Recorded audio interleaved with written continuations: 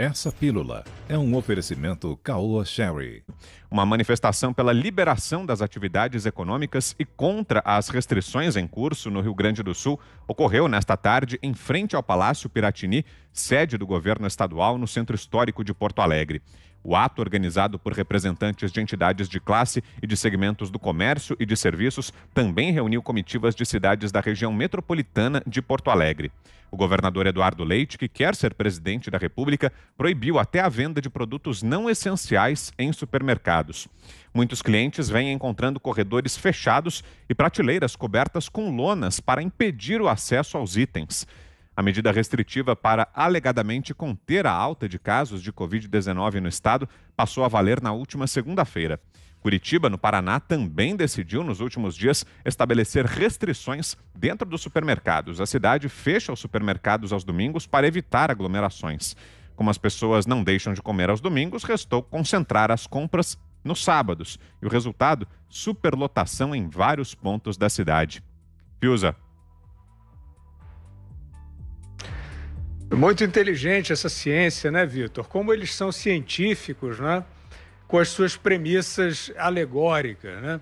Bem, o governador do Rio Grande do Sul, na verdade, ele é o governador da Coreia do Norte, fazendo um estágio no Rio Grande do Sul. Essa decisão de decidir o que você pode comprar, isso é o ato mais totalitário da história do país, talvez desde sempre. Desde sempre.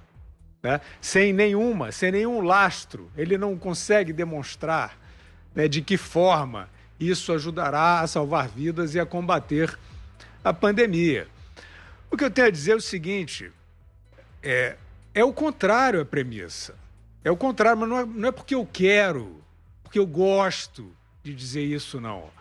Os estudos sérios de levantamento comparativo de áreas, tem até um nome técnico que eu não vou lembrar agora, mas são as restrições não farmacológicas mais severas e as menos severas. Tem estudos, leiam, Stanford, compara 10 países, quem trancou mais e quem trancou menos. Não é que seja inócuo trancar mais, não. É pior. Os resultados de contágio e de óbitos é pior nas áreas mais trancadas. Agora, esses políticos desvairados, eles estão pendurados nessa falsa premissa, porque, infelizmente, né, a cultura, a desinformação, o medo justificável das pessoas levou a um juízo fantasioso de que quanto mais ditatorial você for, mais responsável você é. Então, isso colou com a ajuda aí de uma parte da imprensa que repete todo dia: para de viver, idiota, você está botando a vida do outro em risco. É mais ou menos isso. Mais ou menos isso. Para de viver, né? Não se mova, como diria nos filmes de Bang Bang. E aí você é responsável. Então, o que a gente já tem falado são slogans, né?